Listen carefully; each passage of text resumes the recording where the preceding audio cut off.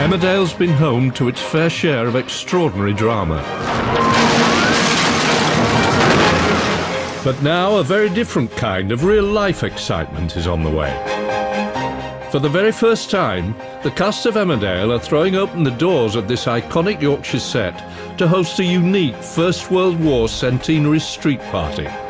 Men less than half my age gave their lives for the country. To honour the British men and women who made huge sacrifices during the Great War. We can never forget what these men did for us. A host of Emmerdale's most famous faces, old and new, are about to leave the set behind and step back 100 years into the past to celebrate the lives of unsung local heroes who drove the war effort. I consider myself quite a strong woman, but these women were a different kind of breed. From Woolpack chef to the real wartime cook, this is a catastrophe. village vicar to the battlefield priest, telly farmer to the real country land girl, and Emmerdale vet to the real frontline vet. The weight of responsibility on that man's shoulders, he's amazing. The cast of one of Britain's favourite soaps will uncover the extraordinary stories of these remarkable British men and women who will be honoured when the cast come together to host their very own armistice. Tonight, boys, please, I think you've said quite enough.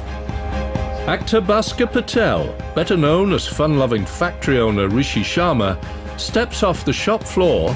Thanks everyone. Thank you, bye-bye. Bye.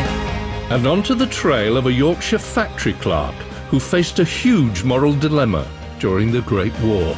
I expected that they were going to be shot dead here.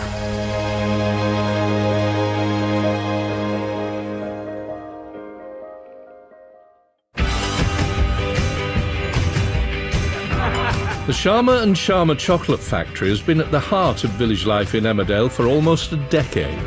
Everything was going okay until you decided to pull that stunt with Archie.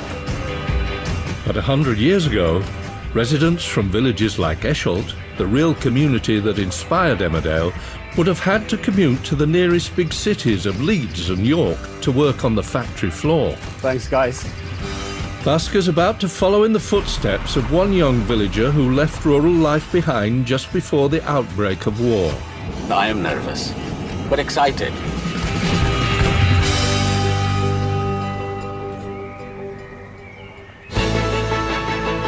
Tracing the century-old route of these village commuters, Bhasker's first stop is in the heart of York, where he's meeting historian Cyril Pearce at the city's medieval Guildhall. Cyril. Hi, Bhasker. Do come in. Sit down.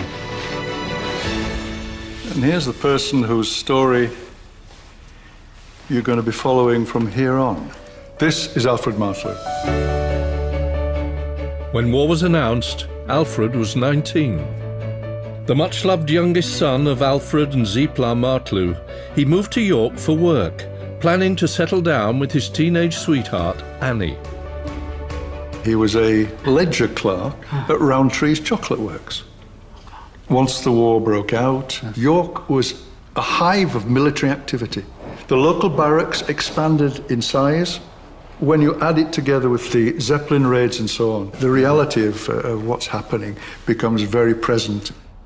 But whilst the factory workers around Alfred signed up in droves to fight for their country, he made a decision that was to change the entire course of his life. There were quite a lot of people like Alfred Martlew who didn't approve of the war and who refused to fight and became conscientious objectors. It takes some courage It does. to say, I am not fighting the war, standing up to your principles.